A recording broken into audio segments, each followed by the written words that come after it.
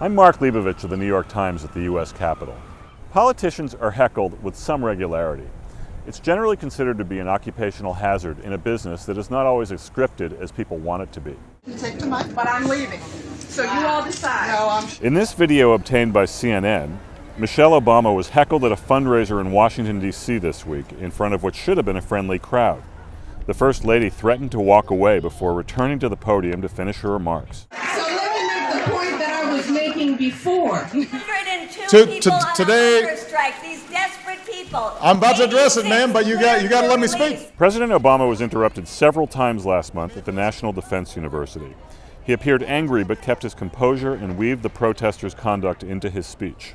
The voice of that woman is worth paying attention to. Mr. Obama's presidency has been notable in that it has been interrupted in venues that had previously been heckle-free zones. Last year, during remarks in the Rose Garden, the president was thrown off by a reporter from the Daily Caller who was shouting questions. Excuse me, sir. It's not time for questions, sir. Not while I'm speaking. And during a speech on the floor of the House, Republican Congressman Joe Wilson famously shouted, "You lie," during the president's remarks. The reforms I'm proposing would not apply to those who are here illegally. Most politicians take a no-harm-done approach in the face of hostile interlopers because engagement can be risky.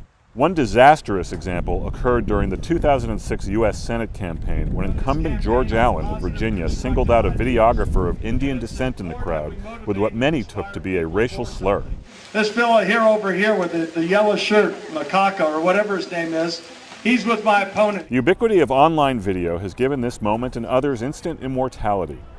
Think, for example, of the University of Florida student who was forcibly subdued in 2007 at a speech by then-Senator John Kerry of Massachusetts. Hey, don't tase me, bro! And then there was what was supposed to be a routine news conference by then-President George W. Bush in Iraq.